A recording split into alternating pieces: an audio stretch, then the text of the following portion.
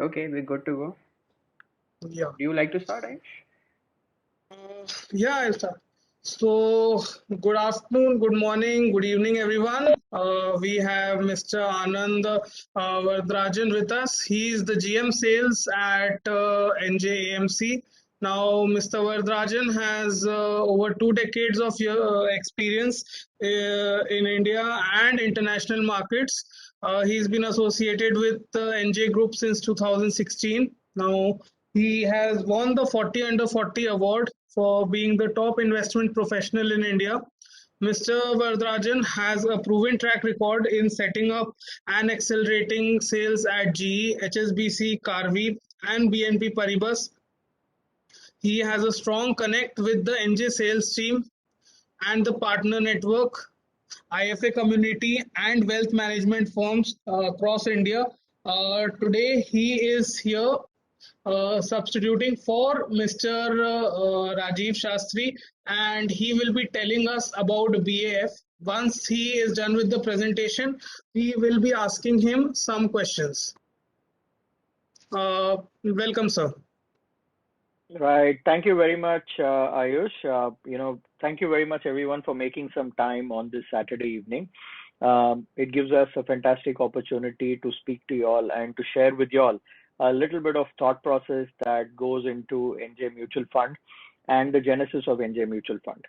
So before I go into the product specifically and what we intend to do as a part of NJ Mutual Fund, I want to give you a little background of, the genesis of NJ Asset Management. So as a group, NJ doesn't need an introduction, and NJ Wealth or NJ India Invest is synonymous to retail investors in the country of India as we speak. So if you look at it, we've been in this business as a group into financial product distribution for the last 26 years. And when we look back a little in time to the period of 2005 and 2006, we saw that there was a huge inclusion of investors coming into the mutual fund space. And we saw a good amount of money coming into the mutual fund space through the various investors who were participating. Then came 2007 and 2008, where we saw that the markets took a beating and the markets crashed. We saw a correction to the extent of 60-65% in that period in time. At that time, when the market took that kind of a beating, we saw that a lot of investors, took a lot of panic. And then most of the investors went out of the market, redeeming at whatever valuations their funds were. Okay. So at that time, we sat together as a group, and then we decided that it is our responsibility to make sure that we provide a sustainable, scalable, and reliable investment model to our investors, which helps our investors and their investments participate across both cycles of the market.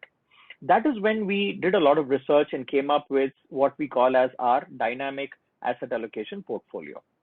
One of the things that we discovered while we were working on this model is that the basic rationale of the model is to buy low and sell high. While it sounds easy and it sounds basic, the most difficult thing of doing it, the most difficult part of doing this is to be able to implement it dispassionately and to be able to implement it beyond human emotions. So the first decision that we took was to make sure that we build a model that is away from human emotions, and that we should have the authority to implement these decisions and implement the fund management style our way. That is when in 2010, we went and applied for a portfolio management services license, and we launched this as our first product in 2010. Subsequently, from 2010, 11, 12, 13, and so on, until 2016, we offered the dynamic asset allocation portfolio as a product offering, and then we graduated towards providing the dynamic asset allocation and 100% equity-oriented portfolios even into stocks. So that is when in 2017, we came up with stock portfolios, and 18 and 19, we enhanced our product offering on the PMS business. Come 2019, we already had a 9-year track record, and we saw that our thought process, our style of investing, which I'm going to talk to you all a little about in a few minutes, is definitely something that we had significant confidence on. And we believe that this is a time that this needs to be taken to the retail audience. So when we decide to take this to a retail audience, one of the most efficient platforms or efficient tool or efficient wrapper to take this to a retail audience would be in the form of a mutual fund product. So that is when in 2019, we decided to file for our own mutual fund license. And 2020, of course, was lost in the year of COVID. At 2021, in April, we got our license finally from SEBI to launch our own mutual fund business or our own mutual fund products, where we then applied and filed with SEBI for two of our products. One was the Balance Advantage Fund and one was a Flexi Cap Fund. And then we chose to start the offering of NJ mutual funds to its investors or to our probable investors in the form of NJ Balance Advantage Fund to start with. So with this being the background, I think today on the portfolio management space, we have close to about 3,300, 3,400 crores of assets that we manage with about 3,000 plus investors, which makes us one of the largest portfolio managers in the country. So when we were sitting and working out our plan to be a mutual fund asset management company, one of the questions that really came to us from most of the participants in the market is to say that the portfolio management space business is already crowded with 300, 400 plus portfolio managers, and the mutual fund space apparently seems to be crowded with about 44 odd mutual funds. So the question which people asked us was that, why are you complicating the space more, and isn't it a very crowded space for you to enter? I think one of the things that we really saw with the 26 years of 26 years of experience that we've had in dealing with investors and investments is that we are not even at the tip of the iceberg. The opportunity for mutual fund growth in India, or the opportunity for gathering investors or gathering investments as a country, as a demography, is that we really have a huge opportunity. And one of the core differentiator is going to be that we cannot be a run-of-the-mill asset manager, and we need to be something or somehow or someone who's going to be extremely different from most of the players in the country. So that is where our experience of being in the portfolio management business for about 9 to 10 years before we got our license came in handy. So to tell you a little about what do I mean by we've been different or we are attempting to be different is something that I'm going to share with you using a few slides, and then probably we can move towards the questions. Ayush, tell me when you see my screen. Are you able to see my screen? Yeah, it's perfectly visible. Perfect. All right. So when we talk about investing, when we talk about, bringing in a different style of investment or creating a separate space for ourselves, that is where it brings me to a slide where I want to talk to you a little about the investment world and how is the investment world laid out today. What you see on the right side of my screen here is traditional active management, which is one of the oldest and most prevalent fund management styles in India, where there is a fund manager or portfolio manager who's involved in daily basis decision making using his or her own discretion. So the fund manager or a portfolio manager is sitting day in and day out and making decisions to say, I buy this stock, sell this stock, buy at this price, sell at this price, buy today, sell tomorrow, so on and so forth. So there is a lot of discretion involved in the decision making, and the fund manager is able to build a portfolio of stocks which he or she is able to build on the basis of their own discretion or experience. So because they are going to be building a concentrated portfolio, there is an opportunity of generating active returns over and above the benchmark. So this is one side, or the first style of investment, that is on the right side of my screen.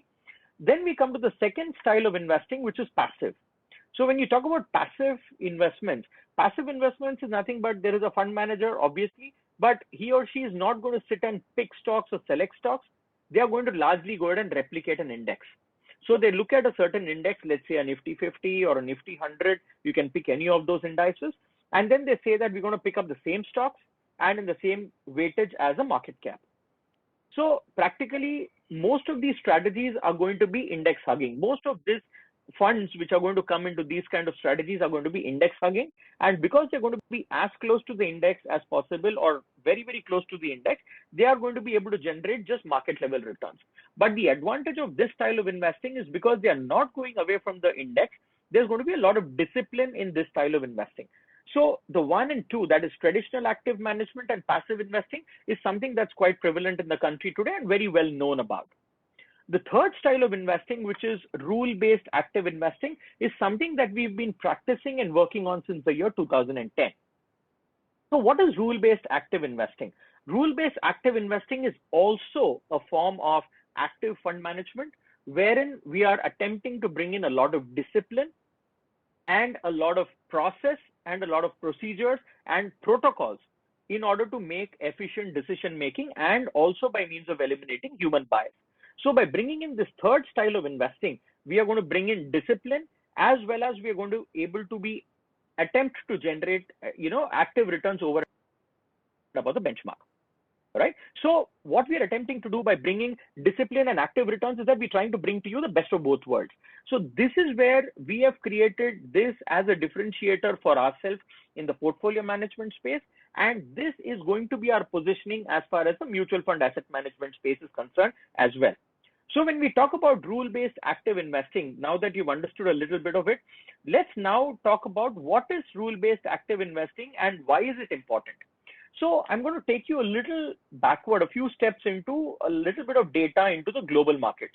When you look at the global markets for the last 19 years, if you look at this, we're presenting to you data from 2002 until 2021. So if you look at the last 19 years of data, there are two types of funds, even in the US market or international markets. One is traditionally actively managed funds, or the normal mutual funds, or the overall broad-based mutual fund industry. And there's also a separate universe or an industry which is into smart beta or quantitative or rule-based investing, which is there as a separate industry. So if you look at the overall growth of the mutual fund industry or the fund management industry or the equity AUM internationally, that has been growing at a rate of about 20% year on year for the last 19 years. On the other hand, if you look at the smart beta or rule-based kind of AUM smart beta oriented funds, that is actually growing at about 30% CAGR. So we clearly see that the traction or the focus towards smart beta rule-based oriented funds is increasing significantly over a period of time. This also reflects what you see on my next slide, that is in terms of the inflow of assets when you look at active or normal equity mutual funds versus smart beta funds. We normally are observing in the last 10 years that money has typically been going out of normal equity mutual funds and moving towards smart beta oriented funds. So now you all must be thinking that why am I talking about international practices or international trends? What is it in India? So typically, whenever we hear about something new in India, if we have to validate or if we have to try and understand what is the importance of this and where are we in India as far as this is concerned, one of the most reliable tools for us to look at is Google, right? So what we've done is we've done a little bit of analytics on Google to say that how has the search trend been for mutual funds in India versus the quantitative smart beta or rule-based funds in India. So the red line that you see has been typically range bound in the last 5-6 years, where the search string or the search criteria for mutual funds has typically been range bound. But on the other hand, if you look at the search that is going in from a smart beta or quant fund or rule-based funds perspective, we see that the trend line is increasing significantly over the past 5-6 years. So we observe that this is going to be a trend which is going to catch up in a big way in India. And we believe, and we've seen in the past, that any investment style or any style of products which are coming in the international markets are always coming into India with a lag of about 7 to 10 years. So we believe that we are in a position where we need to embrace the thought process or the style of rule-based investing and present this as an opportunity to our set of investors, not only as a differentiator for ourselves, but also to pave a path for where this industry is going to be headed in the future. So with this being the background, let us now try and understand how are these rules or how are these, how is the style of investment implemented? So I'd like to draw a little bit of correlation between factors or rule-based investing to the kind of food we eat. Typically, when we eat food, there are 4 basic constituents accounting into one particular important aspect of our food, which is called nutrients. So basically, nutrients are the foundation of the food we eat, which encompass not only fats, it also has proteins, it has vitamins, and it has carbohydrates. So, nutrients are basically the foundation of the food we eat. Similarly, factors are going to be the foundation of investment. Okay, so in the factors, we typically look at momentum, we look at quality, we look at value, we look at low volatility. So typically, a common man example, when I sit with people and talk to them about what are factors and how do you understand factors in a very simple way. Today, if somebody is going to ask me, or if I personally have to assess if I am healthy or not, I'm not going to be able to get an answer to that by looking at myself in the mirror. Yes or no? So if I have to assess whether I'm healthy, whether I'm fit or not, I need to be able to go to a diagnostic center or somewhere and get a proper medical health checkup done for myself. From where I'll try to find out how is my heart rate, how is my cholesterol levels, how is my liver functioning, how is my bone density, so on and so forth. So instead of just looking in the mirror and looking at my fitness level and trying to figure out whether I'm fit or not, the better way to figure it out is to understand these fundamental parameters of a human body. Similarly, when you look at understanding whether a company is good to have in your portfolio or not, and if we want to make dispassionate decisions or decisions without human bias, factors are going to play a very important role in this. So that is why we believe that factors are a foundation to investing, like nutrients are a foundation to the food we eat. Now, what are the factors which are at play and how many factors exist in the country today or internationally? Let me tell you, there are 200, 250 plus factors internationally which exist for selection of stocks or ascertaining the nature of the stocks or whether they should be bought or not. But if you look at a broad level, there are 4 factors which internationally and in India have been playing a significant role. The 4 factors that have been playing a significant role in India and international markets are: first is momentum that you see here, second is quality, third is value, and fourth is low volatility. I don't want to confuse you all enough. I don't want to confuse you all a lot to talk to you all about various parameters or various formulas or fundamental parameters. I want to keep it simple. Okay. So the other thing before I get into these factors is that we believe that it's important to uncomplicate the style of investment. And what we keep discussing internally at NJ and also at the industry level is we need to make sure that the investment process is kept as boring as possible, and it shouldn't be made exciting. It should be boring, and you need to do it right, and you need to do it right every single day. So if you have to do it right every single day, then you rely on keeping human biases and human emotions away, and you rely on factors that you see on your screen. The 4 such factors that we're going to talk about today are: first one is momentum. So what does momentum mean? Momentum means, is there a movement in the price of a stock positively?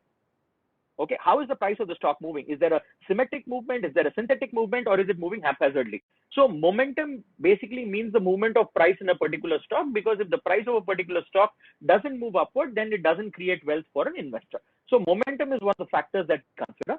The second factor is quality.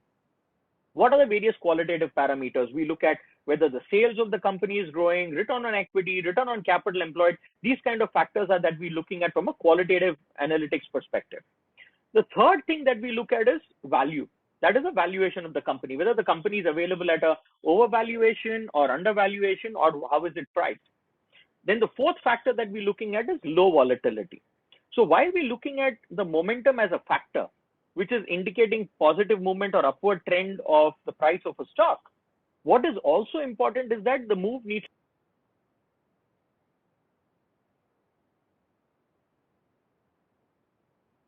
to have stocks which have lower volatility and are showing consistent growth over a period of time.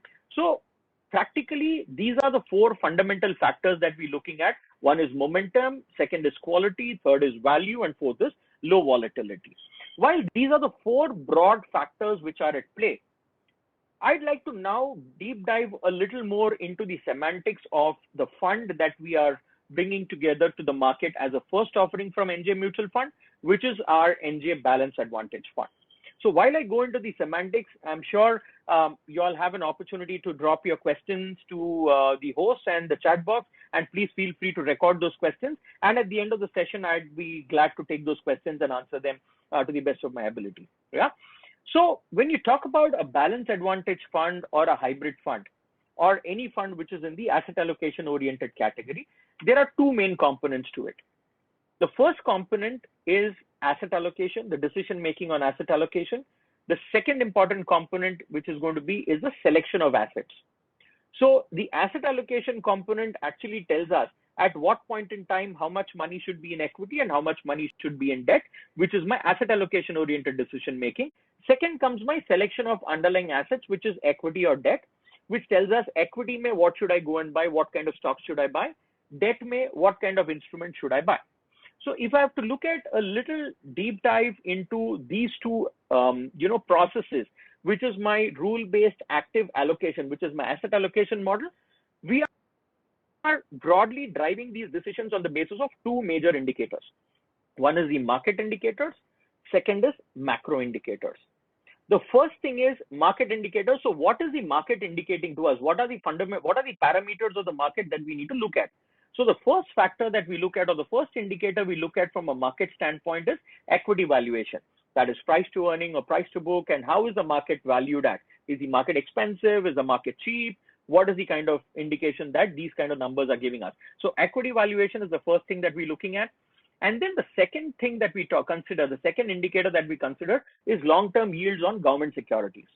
So the government security yield has a direct bearing on what kind of participation comes into the equity market. So from a market indicator standpoint, we've combined these two features, which is these two indicators, which is our equity valuation and long-term government security yields. The next thing that we're looking at is macro indicators. When you look at macro indicators, we are again looking at two broad factors. The first one is liquidity, which is nothing but money supply. How is the money supply in the market? And the second thing that we're looking at is overnight interest rates. So we as a fund house have moved away from just being driven on our asset allocation purely by valuation. We've broad-based our asset allocation decision making on four different factors, which is equity valuation, long-term GSEC yields, liquidity, and overnight trades. By putting together these four factors, we are able to bring together a model or a protocol or a formula, for want of a better word, that tells us at what point in time how much money should be in equity and how much money should be in debt, which is our asset allocation protocol. After we've made a decision on the asset allocation, the next step is to go into equity. What do I go and buy, and what do I buy in debt? So that is where my scheme selection or the selection protocol that comes into play. So again, from a selection perspective, we've again taken the four broad factors that we saw in terms of the broad factors that are at play in the market. So again, these four factors are classified into two parts. The first part is market factor. The second part is fundamental factors. So why are these things important? A, we cannot take a call on a particular stock depending upon a sentiment or depending upon how the market is looking at it alone. We also should take a view on these stocks, or we should also have a model or a protocol that tells us how do we look at these things in unison? How do we put these things together? How do we put A plus B together and take a rational decision as to whether this stock is fit to be there in our portfolio, yes or no? Right? So if I look at combining these two factors, one is market factors. There we look at momentum, which is a price movement of a particular stock. And then we look at volatility, right? So we typically like to have stocks which are lower on a volatility. So when we combine the momentum with volatility, we're looking at stocks which are giving a good movement in terms of price. There is a good increase in the price and good movement in the stock positively, but also we are making sure that there is not too much volatility in the price of the stock. So we look at momentum coupled with volatility as a part of our market factor. And then we also look at fundamental factors. So when you look at fundamental factors, I'm looking at valuation of the stocks, and we're also looking at the quality parameters or the quality matrices of the various stocks. So we typically tend to look at, let's say, the top 250 stocks in India. And then on the basis of these four fundamental filters or four fundamental factors, we narrow down this universe to a basket of 75 to 80 stocks, which is the equity component in our portfolio, right? So when I've made a decision on my earlier slide on how much equity and how much debt, this is where my equity portion is going to sit in. On the basis of these four factors, I'm bringing in a portfolio of about 75 to 80 stocks, which is going to be the equity component of my portfolio or the fund. The second part, because we need to have an asset allocation mix of equity and debt, the second component that will be there in this is the debt portion.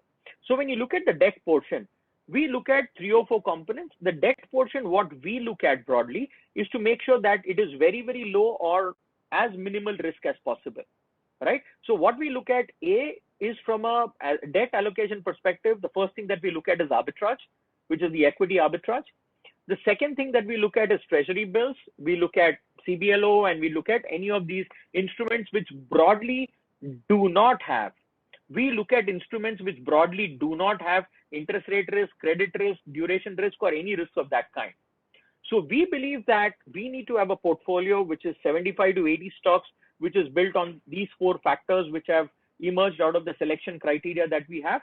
And the debt component should be instruments which do not have credit risk, duration risk, or interest risk assigned to it or associated with it. So after we've understood the asset allocation model, and after we've understood the component of equity and debt that we select into the portfolio, the next thing to understand is because is to understand how frequently are we going to rebalance the portfolio. Why should we rebalance the portfolio? The broad reason, the broad outlook of a balanced advantage fund or a hybrid category of fund is that we need to buy low and sell high. So obviously the portfolio needs to have a rebalance over a period of time. So the rebalance of asset allocation on the portfolio is on a quarterly basis, and the rebalance of the underlying stocks in the portfolio happens on a half yearly basis. So is quarterly the best and not daily, or half yearly the best and not monthly? All of this decision has been made on a lot of data. There's a lot of data mining. We've reviewed 19 years of data. We've simulated these models, and then we've come to the conclusion to bring in the most efficient model that is good for the fund and good for the end investor who's investing in the fund. So with this being the background, the next thing to understand is what is the advantage of investing in a fund which is driven by rule-based active investing. The first thing you must know, and you would have already figured out by now, is that all these decisions are made on the basis of predefined set of rules or protocols. So it ends up eliminating human bias from the decision making. So that is the first and foremost important advantage that an investor is going to get by investing in this fund. Second, these investments are defined on the basis of rules. So we are able to go back in time. We are able to get 18, 19, 20 years of data, and we are able to simulate these portfolios to try and see whether these portfolios at certain times present some surprises to us.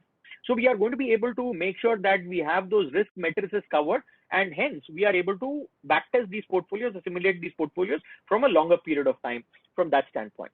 The third thing is, because these are done without human bias or without human intervention, this portfolio typically remains true to label, right?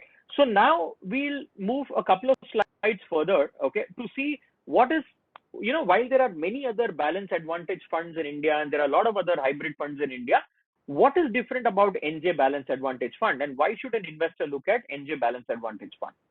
The first advantage is that this fund follows a rule-based active asset allocation protocol. So the asset allocation model is not just driven by a human-based decision making to see what a fund manager feels about the market. So this is going to be driven by a more broad-based model, which not only looks at valuation, but also looks at government security yields. It also looks at liquidity. It also looks at overnight interest rates. So apart from eliminating a human bias, it also is a more broad-based model of making decisions around asset allocation. The second important point is that even the stock selection is done on the basis of certain set of rules.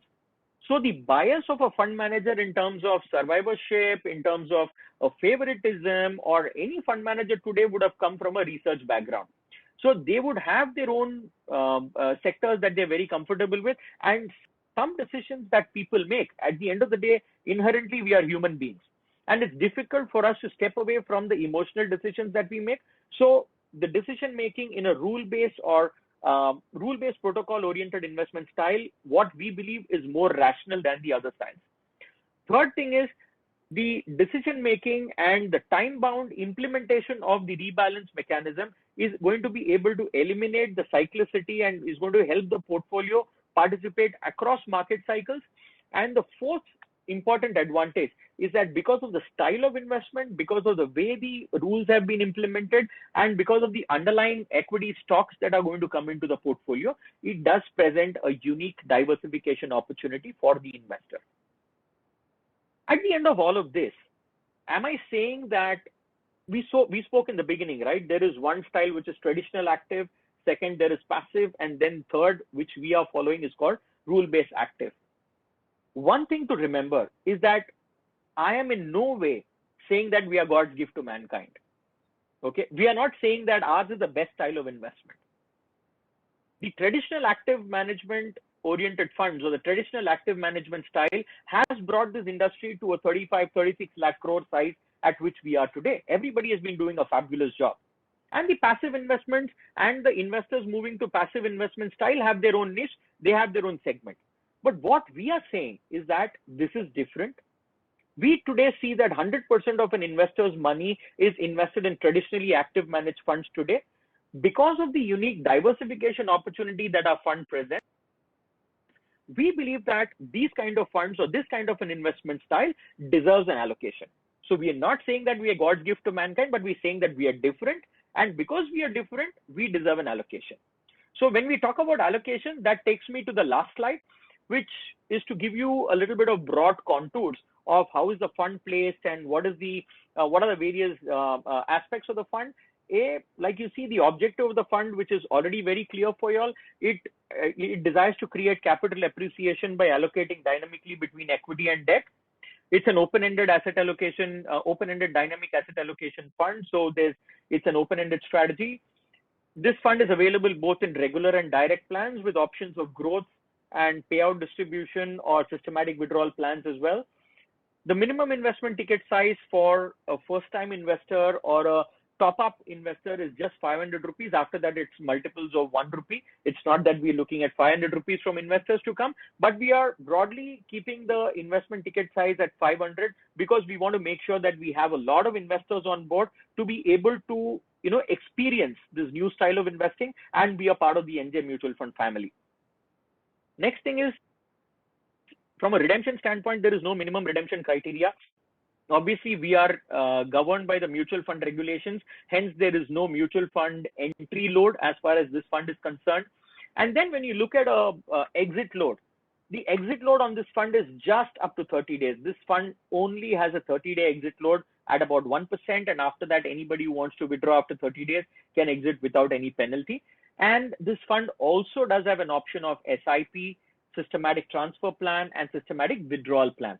So systematic withdrawal plan, I must tell you, for a lot of investors who look at investing in fixed income oriented instruments. So today, if you look at people investing in FDs or post office kind of schemes, they were investing in these schemes because they want to have a certain amount of income or a certain amount of withdrawal that was coming into their kitty on a month-on-month basis.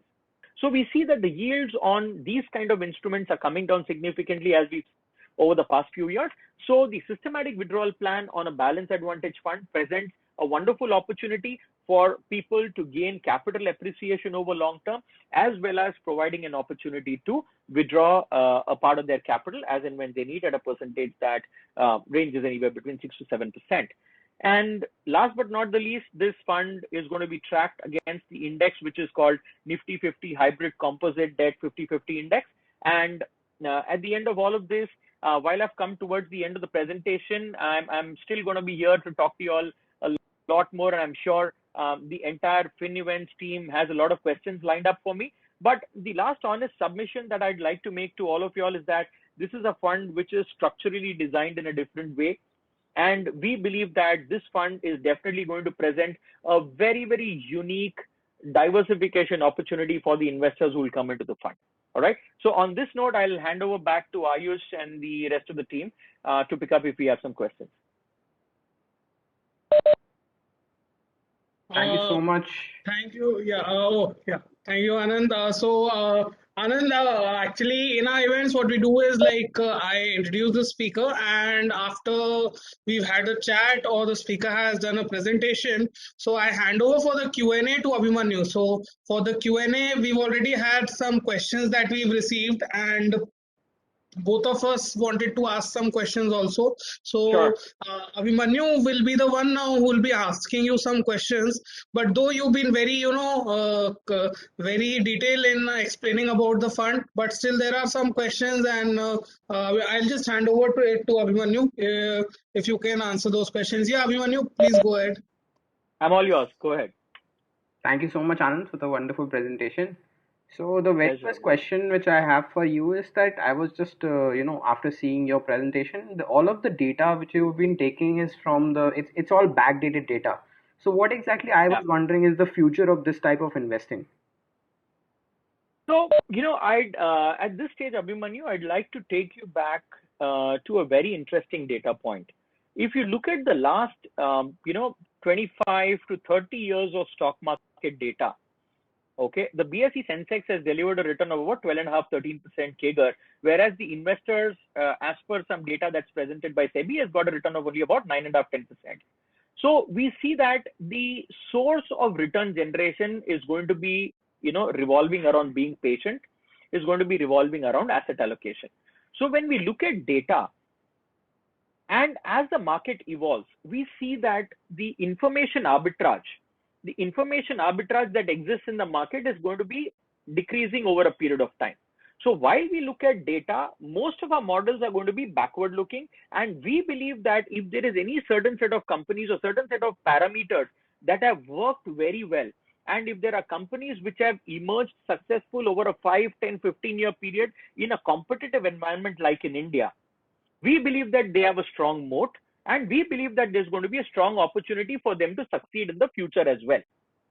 But the kind of data analytics that we have in place, it also presents a lot of opportunity for us to kind of look at newer trends.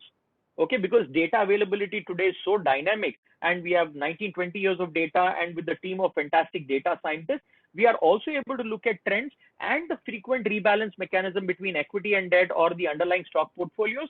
We believe that the opportunity is not going to be lost, and yet a rare view oriented mechanism is still going to be helpful in the future, while it may sound very conservative in nature, but I think that's more reliable.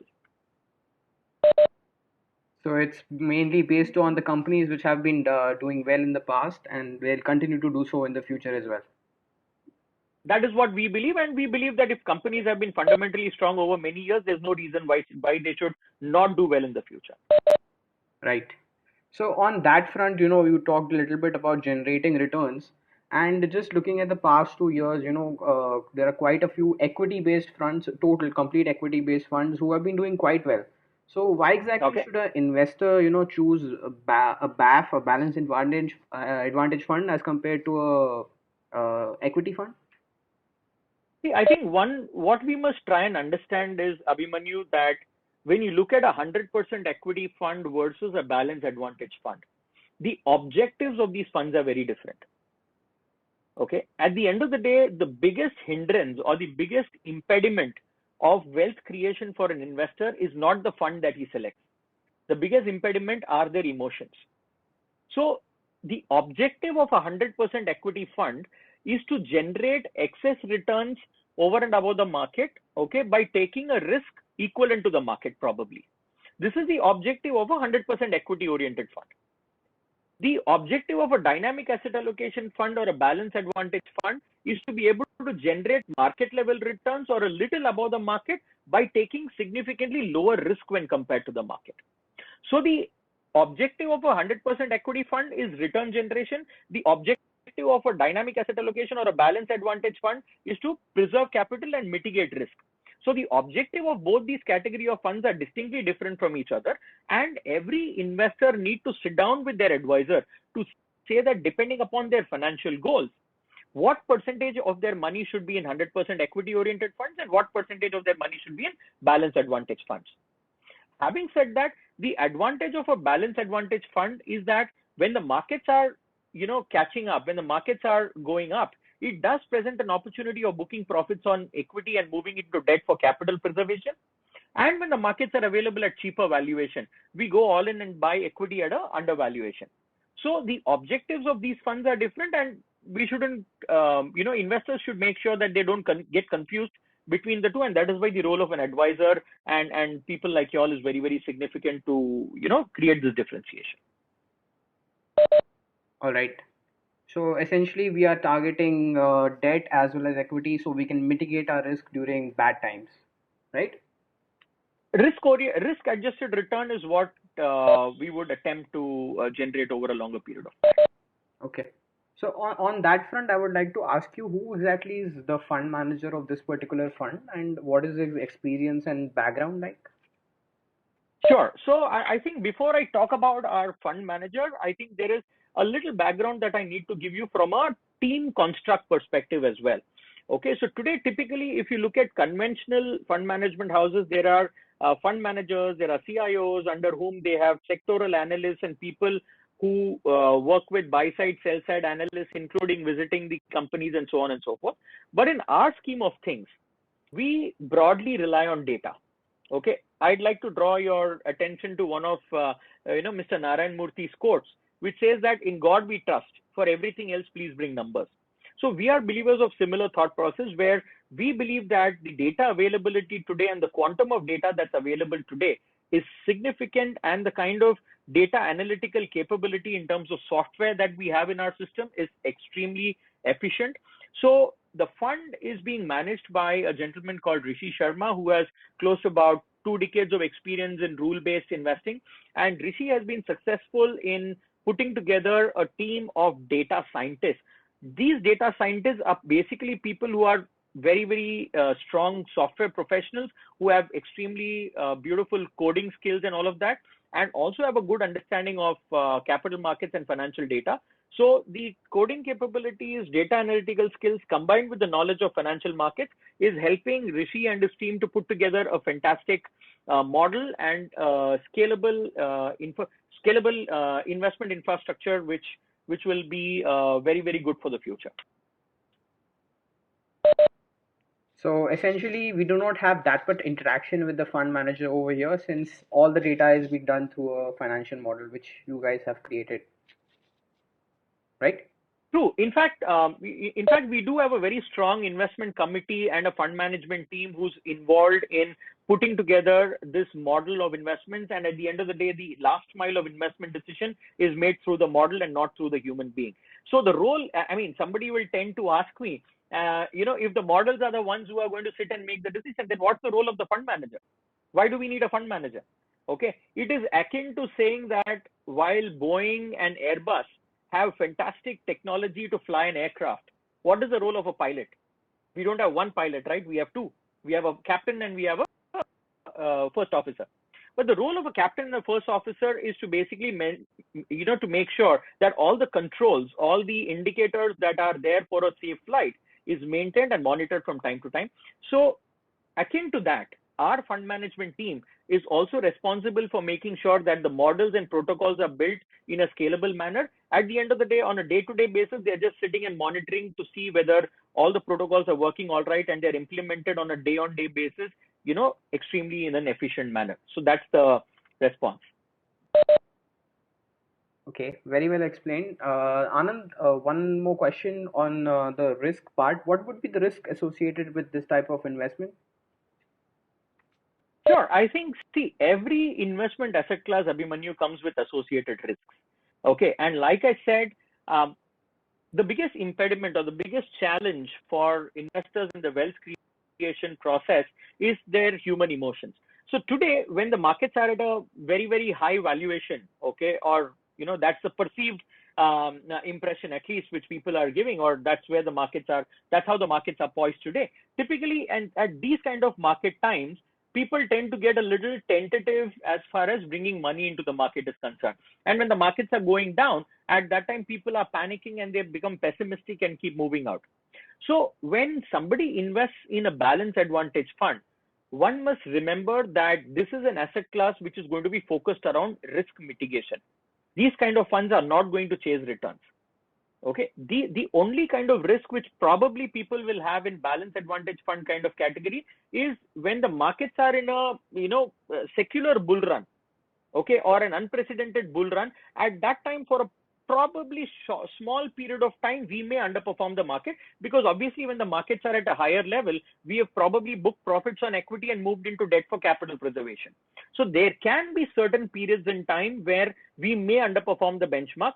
But we tell investors that when you come into a balance advantage fund or any equity fund for that matter, you need to look at a 5-year, 7-year, 10-year kind of a time frame, and not just spec the performance of a fund on a day-to-day basis vis-a-vis the benchmark. So the only risk that this could probably present to investors is when they're looking at it on a day-to-day basis in a raging bull run. So once investors have a vision of a long term and stay focused on long-term wealth creation and be disciplined, I don't think this fund typically presents any investment risk for that matter.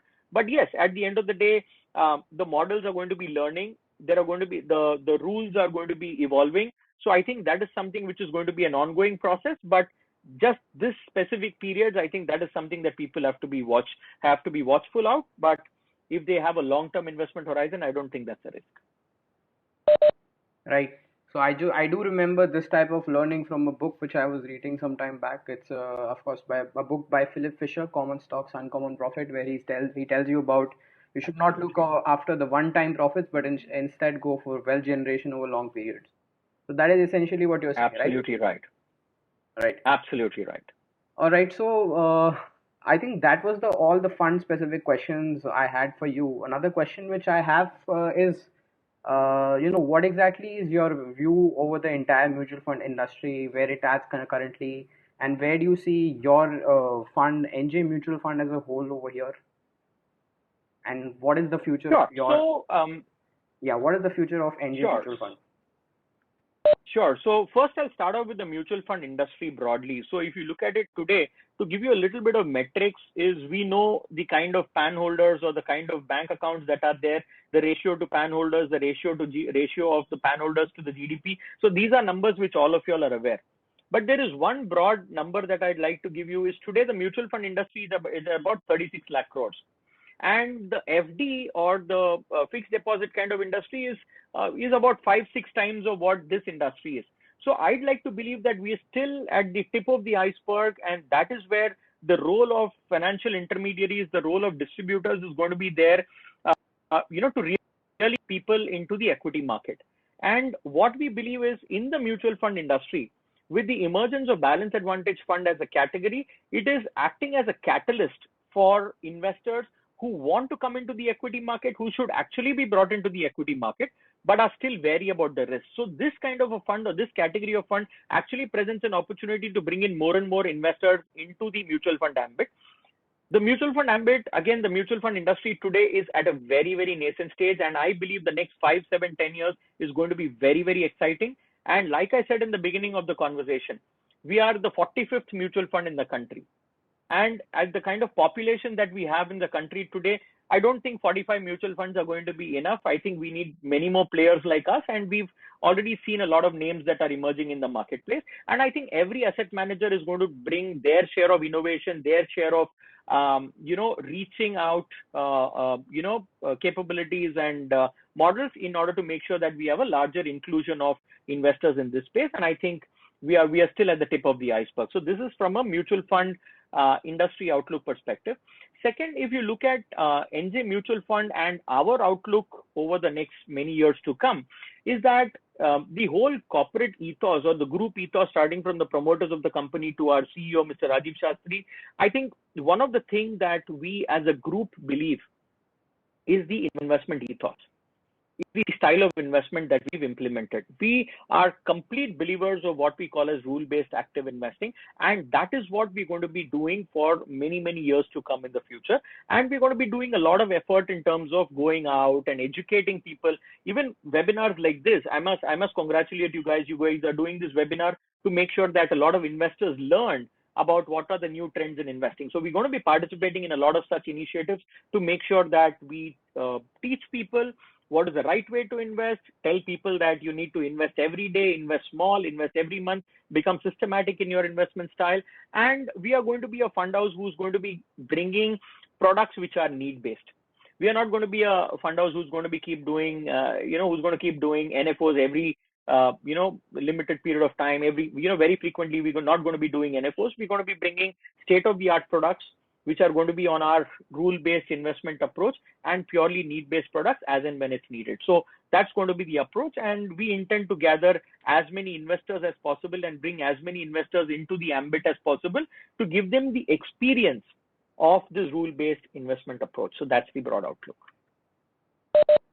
Okay, thank you so much. So this is actually from one of our participant is asking this question. What exactly is Sure. the fund management cost? He says that I would imagine it would be very less compared to other funds as it is largely automated.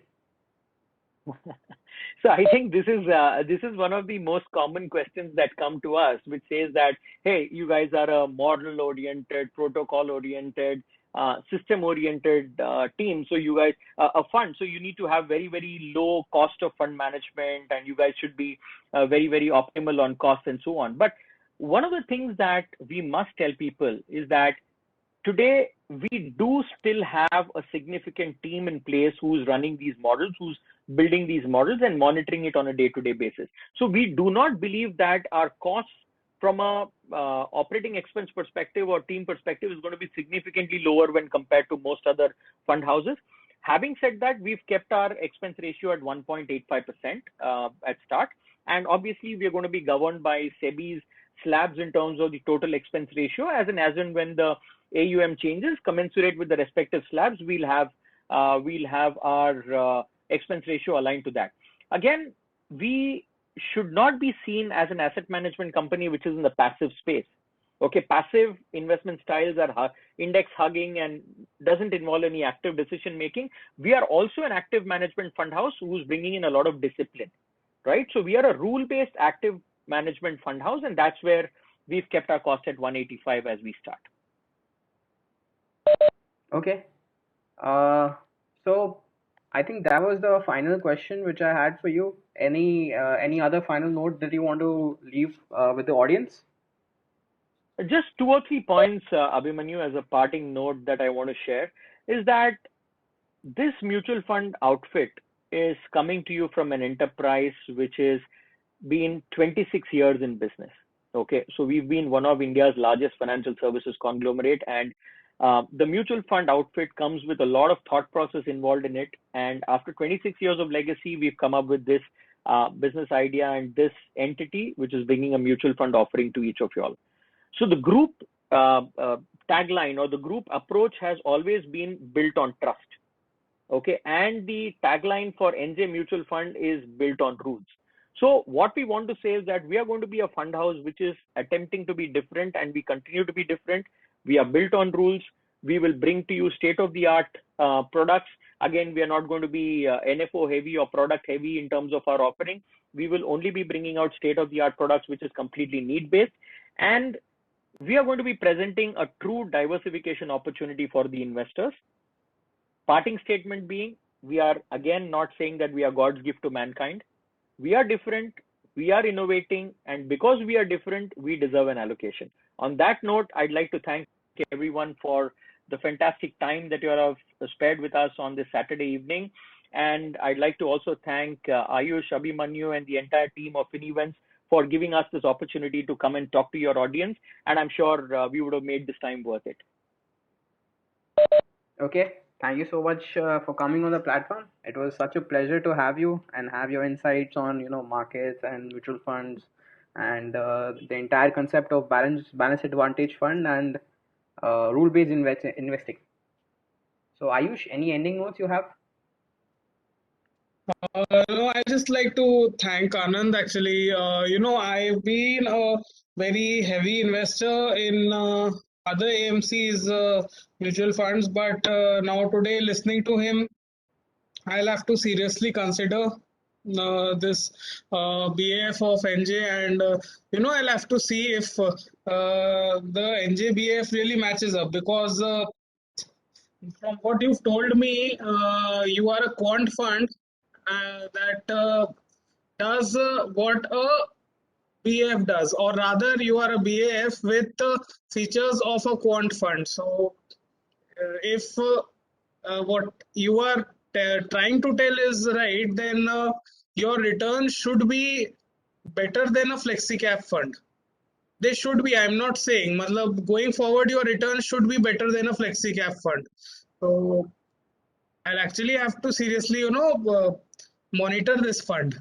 I'll be I closely. think Ayush, I think Ayush, there's just 1 or 2 points I'd like to add. Again, when you look at a balance advantage fund category, when you look at the last 19 years of simulation that we've done on this fund, the average exposure to equity has been around the 55-60% range. Okay, so the outline of this kind of an investment strategy is to mitigate risk and not chase returns. So from a return standpoint, I think if we look at any return which is FD plus, risk-free return plus, so and maybe 5 to 6%, I think that is the kind of outlook we need to have. And at the end of the day, you cannot make decisions, or one should not make decisions on whether to invest in a fund or not just on the basis of returns, because returns are going to be cyclical, returns are not symmetric. But this kind of fund does present a unique diversification opportunity. So that is where this fund will probably deserve a space in your portfolio. Yeah, definitely. I'll closely be keeping a watch on it. I'll be closely Great. keeping a watch on it. So thank you very much, Anand, for giving us your time. Pleasure. And we'll definitely be, interacting again. Yeah, Abhimanyu, that's it from my side. So, So Anand, Thank you. Thank you. I had a small question for you. Just you some time back you just said that you'll be keep coming up with new opportunities, and we have this going trend where we ask whenever a mutual fund manager comes, whenever mutual fund teams come, we ask them, do you have something related to a special situations fund Hmm. on the way? So something which is going to look Right. at So, demergers, special situations, promoter change. We do know that there are a lot of PMSs who do this, but not a lot of funds do this. So do you have something on okay. the way?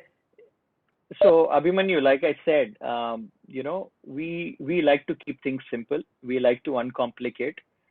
We believe that the India story is not even at the tip of the iceberg. We believe that conventional equity, buying good companies, buying good quality companies, buying a broader diversification of stocks in the portfolio is still going to present wonderful opportunity to investors to invest.